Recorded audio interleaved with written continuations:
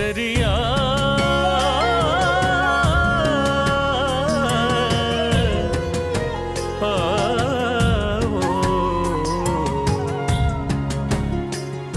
पधारो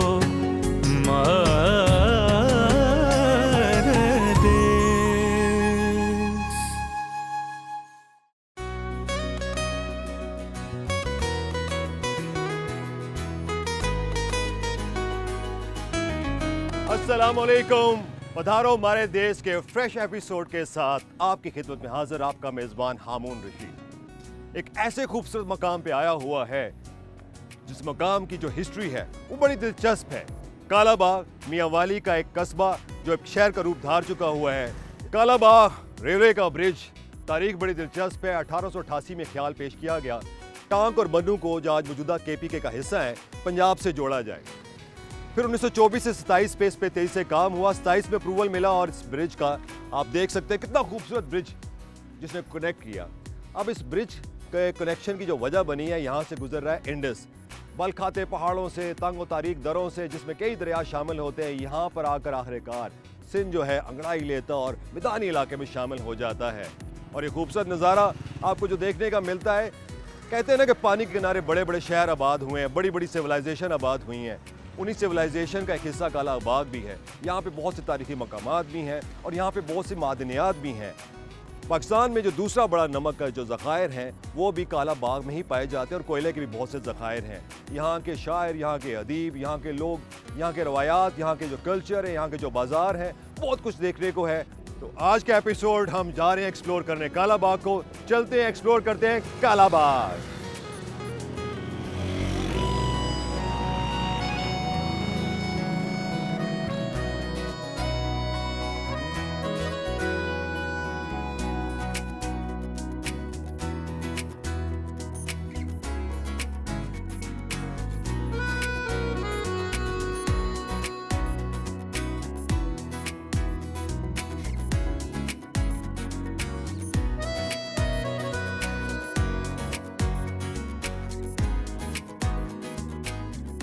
दुनिया के नक्शे पे जब पाकिस्तान मौरज़ वजूद में आया तो वजह शोहरत बनी कालाबाग की वो नवाब अमीर मोहम्मद ख़ान। अवान फैमिली जो ट्राइब है, इस पूरे खित्ते पे उनकी हुक्मरानी थी और एक ऐसी फैमिली जो बड़ी कल्चर्ड फैमिली थी और बड़ा रिच हेरिटेज उस फैमिली का। एचिसन से तालीम हासिल की, ऑक्सफोर्ड गए, और वो जो लेगेसी है आगे उनकी नस्ल में भी चली आ रही है। उनके जो पोते नवाब मलक वहीद ख़ान साहब, आज हम उनके साथ आकर बैठे हैं। नवाब साहब, किस हद तक अभी भी आप अपने कल्चर और हेरिटेज से जुड़े हुए हैं? कोशिश तो हम करते हैं जी। कल्चर और हेरिटेज सबसे मेरे नज़रिए से जो बुनियादी चीज़ है, एक अपना जो कल्चर और हेरिटेज होता है, इंसान वो भूल जाए तो फिर इंसान कहीं का नहीं रहता जी। तो मैं तो कोशिश करता हूँ अपने कल्चर और हेरिटेज का जितना उसका फैलाव हो सके, जितना उसका ख्याल हो सके कि वो होता रहे जी। कालाबाग की का जो नाम है जी, इसकी क्या हिस्ट्री है? इस नाम के पीछे क्या हिस्ट्री? इसकी रिवायत ये है जी कि ये सुल्तान महमूद गजनवी, क्योंकि हमारे बुज़ुर्ग भी उनके साथ आए थे, सुल्तान महमूद गजनवी के साथ। रिवायत ये है कि वो जब गुजर रहे थे उस साइड से, दरिया के परली तरफ से, क्योंकि वो जो वापस आए ना सोमनाथ वाले कैंपेन से जी, तो ये सिंध के रास्ते गए तो उस तरह से थे, मुल्तान और राजस्थान के थ्रू वापसी बजरिया सिंध आए हैं, दरिया सिंध के साथ साथ। तो रिवायत ये है कि यहाँ से जब वो गुजर, फिर उन्होंने क्याम कोई 10 किलोमीटर अपस्ट्रीम जगह है दीन कोट, अब तो डंगोट कहते हैं, असल नाम उन्होंने वो दीन कोट रखा, वहाँ किला बनाया। हमारे बुज़ुर्ग भी फिर उधर उन्होंने उनको रीजन का वाइसरॉय बना के बदले उधर सेटल हो गए। तो वो जब यहाँ से गुजर रहे थे तो उन्होंने, क्योंकि ये घने बहुत दरख्त हैं बोर्ड और पीपल और आम के, तो ये एक घना साया सा वो लगता था। तो रिवायत ये है कि सुल्तान महमूद ने नाम रखा था कालाबाग। अच्छा। तो कालाबाग के जो कनेक्शन है, और ख़ास करके हम ब्रिज भी देख रहे हैं, कितना इम्पोर्टेंट था ये कनेक्शन? ये बहुत इम्पोर्टेंट है जी, क्योंकि ये मेरा ख्याल है मियांवाली ज़िले में तो सबसे कदीमी शहर यही कालाबाग है। ये क्योंकि सुल्तान महमूद जब आए थे और तब भी ये कायम था, और फिर हमारे बुज़ुर्गों ने जब कैपिटल वहाँ से दीन कोट इधर शिफ्ट किया 1600 के लगभग में, तब तो ज़ाहिर था। उससे पहले मतलब सुल्तान महमूद जब आए तो तब भी था। वो इसलिए है कि यहाँ इंडस की क्रॉसिंग पॉइंट, ये सेकंड क्रॉसिंग पॉइंट इंडस इधर है जी। पहली एक अटक की है ना जी जी, वो बजरिया काबुल जलालाबाद पेशावर वाला जो रास्ता है वो उसके लिए है। ठीक है। ये है होस्ट और मीरन शाह वाला जो रास्ता है ना जी, अच्छा, ये क्रॉसिंग पॉइंट उसके लिए है। तो इस लिहाज से फिर ये बहुत कदीमी शहर है और तिजारत के लिहाज से ये बहुत एक मरकज़ था, अभी भी है जी जी। अभी इतना है कि मियाँ वाली से भी नहीं, सरगोदे तक से भी लोग आते हैं यहाँ ख़रीदो फरोख्त शॉपिंग के लिए। जब हम तारीख का मुताला करते हैं तो एडमिनिस्ट्रेशन भी एक स्किल है, अभी हमारी स्किल पे बात हो रही थी। बिल्कुल है। वो जो आपके एक ब्लड में रन करता था और उसका फिर अमली मुजाहरा यूँ हुआ कि आपके जो दादा जान थे 1960 में जब उनको गवर्नरशिप दी गई, तो उसके बाद वो जो उनकी एडमिनिस्ट्रेशन है आज भी उसकी गूंज है और आज भी उसकी मिसालें दी जाती हैं। एडमिनिस्ट्रेशन तो उनकी मिसाल ही थी और वो ये था क्योंकि वो फिर इम्प्लीमेंट होता था जी, एक लफ्ज़ जो निकलता था जी जी। फिर वो पत्थर पे लकीर थी, फिर उसने होना था और वो हुआ। और वो हुआ। जी जी। नवाब साहब के मेहमान आते थे, अड़याल का बड़ा शिकार होता था। जी। आप एक लेगेसी को लेके चल रहे हैं, बल्कि आपने उसको बढ़ावा यूँ दिया है कि आप कंजर्वेशन पे भी काम कर रहे हैं, जो एंडेंजर्ड स्पीशीज़ जी हैं हाँ। उन पे भी कर रहे हैं। कुछ उसके बारे में हमें बताएं। जी, ये मॉडर्न कंजर्वेशन ये बड़े नवाब साहब मेरे दादा उन्होंने शुरू की थी जी पाकिस्तान में। वैसे ये आप पढ़ें डिस्ट्रिक्ट गैजेटियर 1901 मियाँ वाली ज़िला जब से बने तो उसमें भी जिक्र होता है कि नवाब कालाबाग के वो तहफ़्फ़ुज़ कर रहे हैं हैवानात का जी। लेकिन जो मॉडर्न कंजर्वेशन है वो फिर बड़े नवाब साहब ने ये शुरू की 1960 जब वो गवर्नर थे। तो पाकिस्तान की मॉडर्न कंजर्वेशन जो है वो इधर से शुरू हुई है जी 1966-67 में।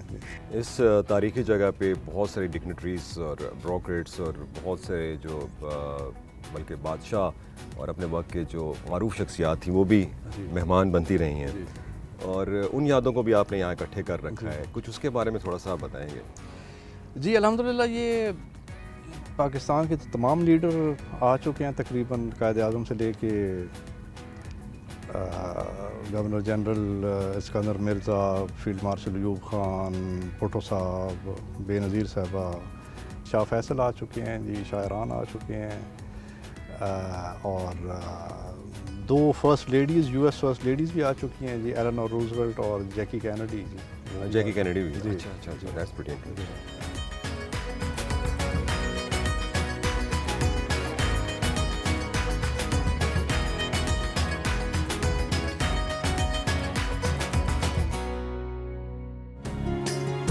पधारो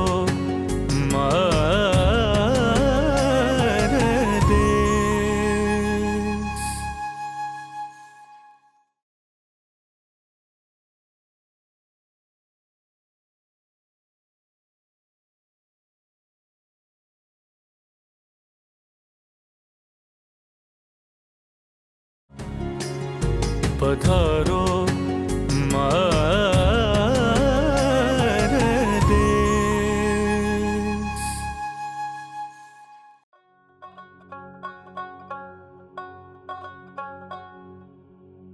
किसी भी शहर, किसी भी इलाके की जो सकाफत के रंग हैं वो देखने को मिलते हैं वहाँ के मकामी बाज़ारों में। कालाबाग के इस मकामी बाज़ार को हम जा रहे हैं एक्सप्लोर करने और देखते हैं यहाँ पर हमें क्या खूबसूरत रंग देखने को मिलते हैं।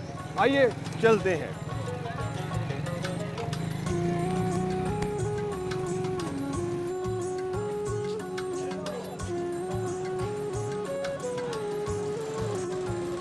यहीं पे बनते हैं। आगे है।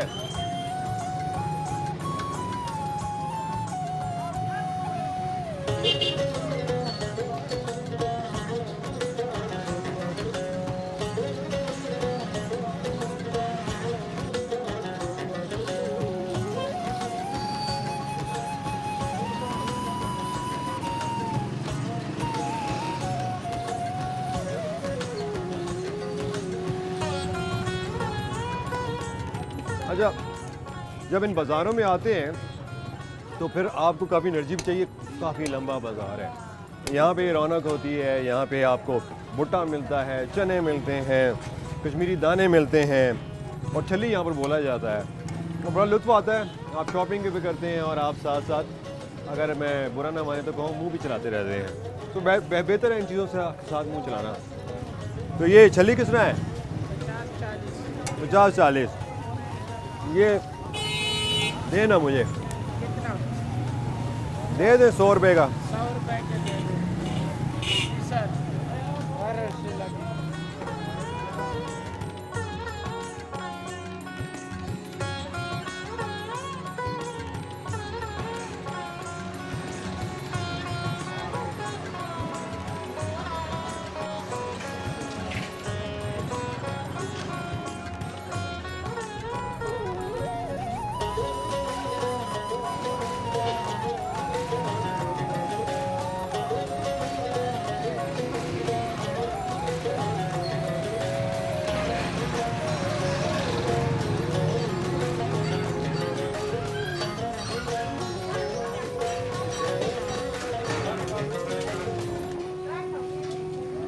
कालाबाग मेन बाज़ार से गुजरते गुजरते हम उस मकाम पे आके पहुँचे हैं जहाँ से वजह शोहरत बना कालाबाग का हलवा।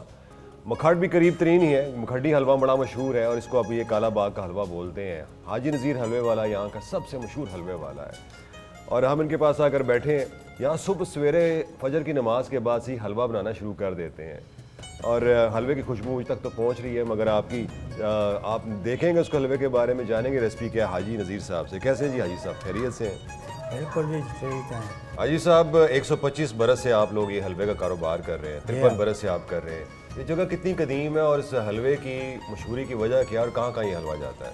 ये जी जरा तो बाहरले मुल्कों से वहना है, अमरीका ते सऊदीया, दुबई, कतर ते इंडिया ही वहना है हलवा। अच्छा, हाँ जी, तो ये सारे मुल्कों से वहना है। जापान थी गया, इंग्लैंड थी गया, लंदन थी गया, ये मेरा हलवा वहना है। अच्छा, ये हलवा जो आप बेच रहे हैं, इस हलवे की रेसिपी क्या है, बनाते क्या है, इसमें क्या क्या शामिल होता है? इसमें जी चीनी डालते हैं, देसी घी ते एक दोधी यानी जरा पंजाबी से उसको नशास्ता आखने जी। अच्छा, ये हलवा बनाने में कितना वक्त लगता है? ये हलवा बनाने में जी पौना घंटा लग जाता है। और जो अमल है हलवे की तैयारी का? अमल होगा जी दोधी कटने आना जी, और रात को कटने आ, फिर सवेरे हलवा बनाने आ। पौना घंटा चास से लगता है, फिर घी डालते हैं, उसके बाद वो लोधी यानी वो सटेने आ, फिर हलवा तैयार थी जाना 10-15 मिनट में। तो किस तरह के गाहक यहाँ पर आते हैं, मकामी या बाहर से लोग भी हलवा खाने के लिए खास कर आते हैं? ये सारे लोग जी सारे पूरा जिला थे आना है। ईसा खैल, कुंडोल थी गया, मियाँ अली थी गया, दाऊद खैल, ईसा खैल, खुदाई मंदा खैल, जलालपुर, कोट चांदना, ये लोग मेरे को बहु आना है, बेपनाह आना है। अच्छा जी हाँ। और किस तरह पाव है जी? ये पाव जी 150 रुपये का। 150 रुपये पाव, ये कितना होगा? जितना ही हो गया खाओ तो। हाजी साहब बता रहे हैं कि जो अब हलवा खा रहे हैं, इसका लुत्फ़ उठा रहे हैं, इसका जो अमल है वो बड़ा दिलचस्प है। रात को हम बैठते हैं और जो हम इसको लोधी को अलहदा करते हैं, निशास्ता अलहदा करते हैं से, और जब वो अलहदा करने का जो अमल है वो बड़ा दिलचस्प है। एक कपड़े के अंदर ये आटे को इकट्ठा करते हैं, जो वीट होती है, उसके बाद उसमें वो पानी डालते हैं और फिर उसको वो निचोड़ते हैं। उसको निचोड़ने के बाद जो उससे ये इनकी ज़बान में बड़ा मज़े का लफ्ज़ बोला है कि जी एक रस निकलता है, उस रस को फिर ये इकट्ठा करते रहते हैं। तो बहुत लंबा अमल है और उस लंबे अमल के नतीजे में जो इनको निशास्ता हासिल होता है, उस निशास्ते को फिर ये यूँ पकाते हैं कि देसी घी उसमें डालते हैं और देसी घी के साथ उसमें चीनी भी डालते हैं। चीनी की मकदार इतनी रखते हैं कि वो आपको हैवी फील ना हो। फिर जब इसको कढ़ाह पे डालते हैं तो इन्होंने कहा कि जो मेरे पास एक बड़ी कढ़ाई होती है जिसमें तकरीबन 12 किलो मैं मुतवाज़न करके ये हलवा बनाता हूँ, और जो वो 12 किलो की कढ़ाई तैयार हो जाती है तो आजकल तो मौसम भी इसी का है, तो तकरीबन 7 से 8 कढ़ाइयाँ मेरी डेली निकल जाती हैं। तकरीबन 80 से 85 किलो तक रोज़ाना हलवा जो है लोग खाते हैं और मन भाता है हम सब लोगों का, और उसके बाद चाय का कप लगाते हैं। बड़ा दिलचस्प अमल है जी। तो हलवे का लुत्फ़ उठाते हैं हाजी साहब जी। स्वाद आ गया। बड़ी खुशी हुई आपसे मुलाकात करके। ये हलवा मुझे पैक कर दें। ठीक है, कोई गाली। जज़ाकल्लाह।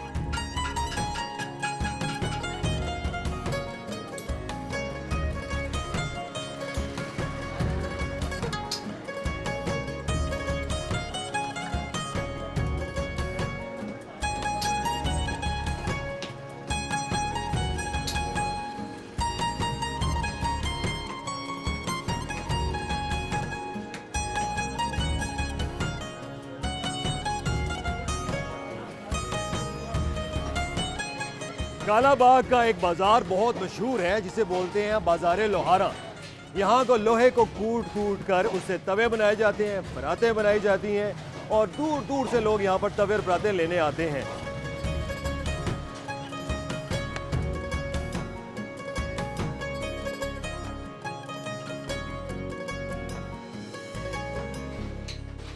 कहते हैं ना कि जो हुनरमंद जो उसका हाथ होता है, जिसे वो मशक्क़त करता है, वो हाथ पे स्याही मली होती है, वो हाथ पे ज़ख़म लगे होते हैं और उन ज़ख़्मों पे मरहम रखने वाला कोई भी नहीं होता है, ना उनकी कोई तारीफ़ करने वाला होता है। वो लोग बैठते हैं और अपना रिज़्क़ हलाल कमाते हैं। हम आते हैं, जैसे बाज़ार लोहारा की अगर बात कर लें, यहाँ से हम परात लेंगे, यहाँ से हम कढ़ाई लेंगे, यहाँ से हम तवे लेंगे, जिसमें जाकर हमारी बेगमात कढ़ाई बनाएंगी, तवे के ऊपर रोटियाँ बनाएंगी, जिनके घर मुलाज़म हैं वो उस पर काम करेंगे। और वो यहाँ से बेसिकली एक मिडल मैन होता है जो ख़रीदता है और बाज़ार में लेकर जाता है और थोड़ा सा डेकोरेट करके बड़े महंगे दामों बेचता है। वो जो हुनरमंद है, जिसके हाथ पे वो ज़ख्म लगते हैं, जिसके हाथ जलते हैं, और कहते हैं कि जो पेंट और जो कली होती है जिसका इस्तेमाल करते हैं उससे कई बीमारियाँ भी स्किन के अंदर चली जाती हैं, उसके दर्द को, उसकी तकलीफ़ को कोई नहीं समझता है। हम तो बड़े मज़े से आएंगे, एक तवा लेकर के रोटी बनाई, मगर उस तवे के पीछे क्या मेहनत होती है, उस कढ़ाई के पीछे क्या मशक्क़त होती है, वो जानने के लिए हम आकर बैठे हैं मज़ार लोहारा के एक लोहार की दुकान पे। नाम है उनका हाजी अब्दुल करीम साहब। बताएं कुछ हमें इस बाज़ार और काम के हवाले से। ये तो कम से कम 200 साल पुराना बाज़ार है। इसके अलावा हमारा कोई हुनर नहीं है, यही हुनर है, हम बना रहे हैं, आगे बिक रहा है। अल्लाह ताला रिज़्क़ दे रहा है हमको भी, दूसरों को भी। ये कितना बड़ा बाज़ार है? अगर 200 साल बरस पुराना बाज़ार बता रहे हैं। बाज़ार इतना है ना, कम से कम ये हमारी 40-50 दुकान है लगभग। ये इधर पूरा बाज़ार है, वो उससे लेके नीचे तक। वैसे ख़रीदो फरोख्त वाले ज़्यादा हैं, नीचे बनाने वाले जो है ना, नीचे से लेके ऊपर तक 40-50 दुकान है लगभग। हाँ, अल्हम्दुलिल्लाह हर दुकान पे 5-6 बच्चे काम कर रहे हैं। किसी के अपने बच्चे हैं, किसी के साथ मजदूर बैठे हुए हैं, किसी के साथ भतीजा बैठा है, भाई बैठा है, ऐसे भी काम चला रहे हैं। काला बाग की जो है ना, ये 3-4 आइटमें हैं। कढ़ाई, तवा, वो उसको तपल कहते हैं हम लोग। ये 3 आइटमें हमारी काला बाग की मशहूर हैं और पंजाब पूरे में जाती हैं, फ्रंटियर में भी जाती हैं। अब आप ये जो बर्तन बनाते हैं तो ये लोहा आप कहाँ से लाते हैं और इसको क्या आप तोल कर बेचते हैं या हर कढ़ाई की साइज़ तोल कर बेचते हैं। अच्छा, तोल कर बेचते हैं, किलो के हिसाब होता है ये। अच्छा। हर आइटम का अपना रेट है। तो मटेरियल कहाँ से आता है? कोई कराची से भी आता है, लाहौर से भी आता है, इस्लामाबाद से भी आता है, रावलपिंडी से। तो अंदाज़न एक कढ़ाई बनाने में और एक तवा बनाने में कितना वक्त लगता है? आजकल तो कम से कम 10-12 कढ़ाइयाँ, 20 कढ़ाइयाँ दिन में बन जाती हैं। दिन में बन जाती है दिन में 10-12 बन कढ़ाइयाँ। जाती एक शख्स बनाता है कि 2-3 लोग मिलकर? ना, ये 3 आदमी काम करते हैं। वो ज़रा बताएंगे मुझे। एक तो उसकी गिराई करता है, ठीक है, एक शुरू से एक कटाई करता है। ये मशीन पड़ी है, ठीक है। शुरू से कटाई करता है, फिर एक आदमी इसकी गिराई करता है, फिर एक आदमी का किनारा साफ करता है, जिधर भाई बैठा है ठीक है। किनारा, फिर एक आदमी ये काम कर रहा है। अच्छा, हाँ, ये जो बीच में ये जो फूल बना हुआ है फूल और बना ये, है। हाँ। अच्छा अच्छा अच्छा, ये बंदा ये काम कर रहा ठीक है। उसके बाद ये कुंडा लगाएगा, ये ठीक है। पैनल हो गई, ये पैनल हो गई। फाइनल होगी। तो अगर आप 10 से 12 कढ़ाई एक दिन में बना लेते हैं तो औसतन उसके ऊपर आपकी मेहनत को निकाल कर कितना कमा लेते हैं आप? यार क्या बोले, अभी इसमें जो अभी वो चीज़ रही नहीं, दिन पर दिन इतनी महंगाई है।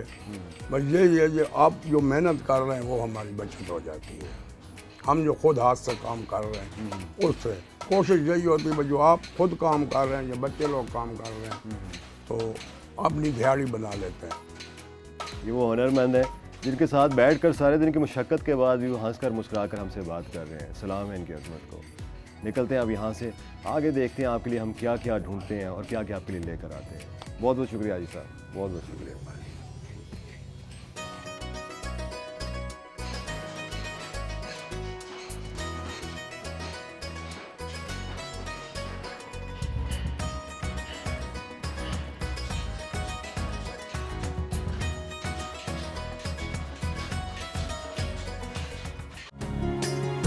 पधारो मारे देश।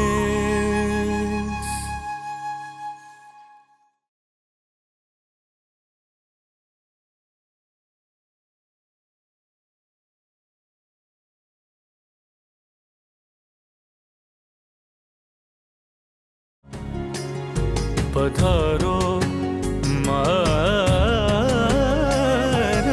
देश।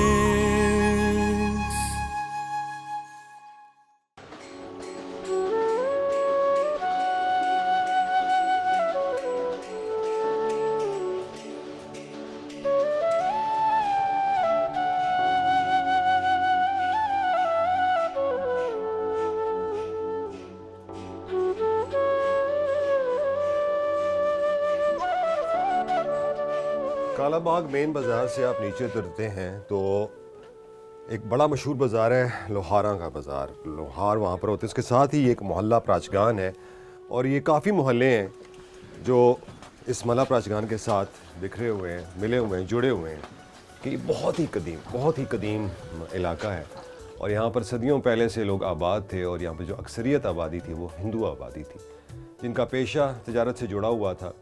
कालाबाग एक बड़ी अहमियत का बिज़नेस हब हमेशा से रहा है और यहाँ से जितने भी बिज़नेस कम्युनिटी थी वो यहाँ पर रहती थी, खुशहाल थे। तंग गलियाँ क्यों बनी और ये कवर्ड क्यों है, इसके पीछे भी एक कहानी है। इस इलाके में चूँकि लोग खुशहाल थे, तिजारत से उनकी वाबस्तगी थी, तो डाकू आते थे घोड़ों पे सवार होकर और यहाँ आकर डाके डालते थे और बड़ा खौफ हरास फैलाते थे और काफ़ी नुकसान करते थे। फिर एक डिफेंस मैकेनिज़्म के तौर पे इन्होंने बड़े बड़े दरवाजे लगाए और जो गलियाँ थी बड़ी तंग व तारीख थी और गलियों को ऊपर से भी कवर कर दिया गया कि ऊपर से भी कोई अटैक ना कर सके। इन तंग व तारीख गलियों में अब वो जो यहाँ के मकीन थे वो तो नहीं रहे, नए मकीन आ चुके हैं और बहुत सी ऐसी जगह भी हमने देखी हैं जहाँ पर बहुत से घर जो गिरा दिए गए हुए हैं। कभी इन गलियों में बड़ी रौनक होती थी मगर अब ये गलियाँ वीरान हो चुकी हैं।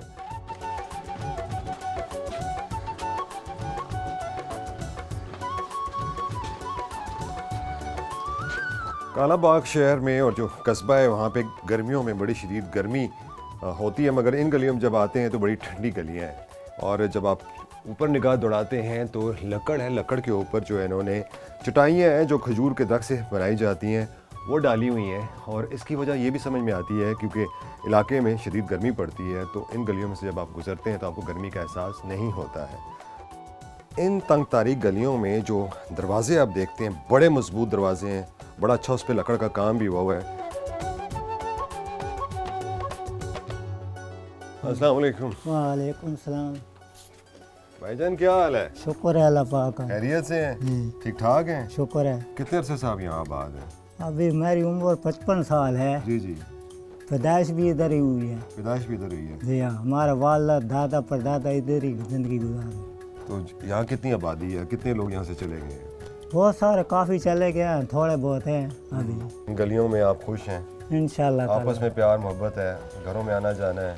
इधर सारी छतें इकट्ठी हैं ना, शाम को सब लोग इकट्ठे एक दूसरे के साथ बातें करते हैं, बहन भाइयों वाला प्रोग्राम है सब। क्या बात है, अभी भी रवायात है, वही रवायात। खाते पीते भी इकट्ठे हैं। खाट भी। बहुत बहुत शुक्रिया, बहुत बहुत शुक्रिया भाई। अस्सलाम वालेकुम। हाँ।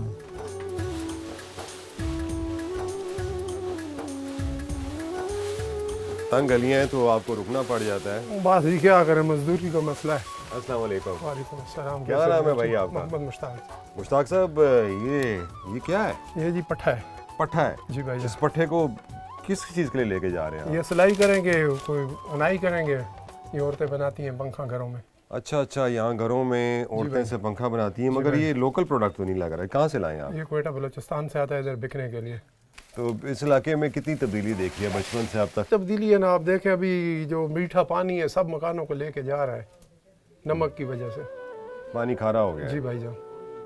तो लोग यहाँ से जा रहे हैं, हिजरत कर रहे हैं। तो 40 साल पहले कैसी जिंदगी थी? बहुत अब अच्छा माहौल था, हर कोई अपने अपने घरों में खुश था। एक दूसरे के साथ बैठा शाम को 3-4 बजे के बाद, 5 बजे के बाद, अगर किसी ने कुछ नहीं पकाया तो साथ वाले दे देते हैं, भाई आप लोग ले लें खा लें, कोई मसला नहीं है, अल्लाह सुबह देगा फिर हमें। बस यही हमारी ज़िंदगी है, सुबह होती है शाम होती है। आपसे हमेशा रब राजी हो। ये वो लोग हैं जिनसे अल्लाह ने वादा किया हुआ, जो अपने हाथ से मशक्क़त करते हैं। अल्हम्दुलिल्लाह।